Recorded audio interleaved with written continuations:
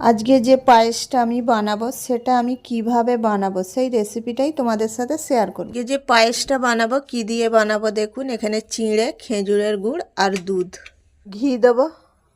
এখানে কিছুটা dry fruit আছে, ভেজে নেব। ড্রাই ফ্রুটগুলো ভাজা হয়ে গেছে, তুলে নিলাম। পায়েসটা বানাবার জন্য আমি এখানে 500 গ্রাম মতন লিকুইড দুধ নিয়েছি। 500 গ্রাম দুধের জন্যে 100 থেকে 150 গ্রাম চিঁড়ে নেবে, ওইটি ঠিক পারফেক্ট মাপ। চিঁড়েটাকে ভালো করে বেছে নেব। এই যে ধান আছে চিঁড়ের মধ্যে, এগুলো ফেলে দেবো। এদিকে দুধটা ফুটে গেছে আর আমি এদিকে চিঁড়েটাকে ভালো করে ধুয়ে নেব। থেকে দুবার জল পাল্টে ধুয়ে নিলেই হয়ে যাবে। চিঁড়েটাকে ধুয়ে জলটা ঝরিয়ে নেব। দুধটা ফুটে ফুটে একটু ঘন টাইপের হয়ে এসছে, আমি এই পর্যায়ে চিঁড়ে ধুয়ে রাখা চিঁড়েগুলো দিয়ে দেবো।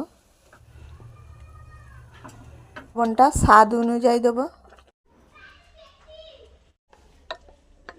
দুধের মধ্যে হালকা করে গুড় দিয়ে আমি দেখলাম দুধটা কেটে গেল কি না।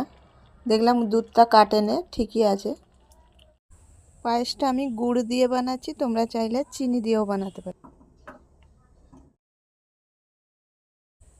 যেহেতু পায়েসটা আমি খেজুরের গুড় দিয়ে বানাচ্ছি, তার জন্য আমি গরম মশলা ইউজ করছি না। তোমরা যদি চিনি দিয়ে বানাও তাহলে গরম মশলাটা ইউজ করবে।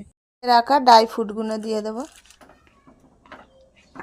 চিঁড়ে দিয়ে খেজুরের গুড়ের পায়েসটা রেডি করে ফেললাম। ওপর থেকে কিছুটা ঘি অ্যাড করে দেবো। ঘিটা দিয়ে এইভাবে সব জায়গায় চাড়িয়ে দেবো। তোমাদেরকে এই পায়েসটা কেমন লাগলো একটু কমেন্ট করে জানাবে। তোমাদেরকে এই পায়েসের রেসিপিটা ভালো লাগলে অবশ্যই একটা লাইক, শেয়ার, কমেন্ট করো। আমার এই চ্যানেলটাকে বেশি বেশি করে শেয়ার করো আর প্রথম থেকে শেষ পর্যন্ত দেখো। পায়েসটা তো বানিয়ে ফেললাম, টেস্ট করে দেখি। সেই স্বাদ।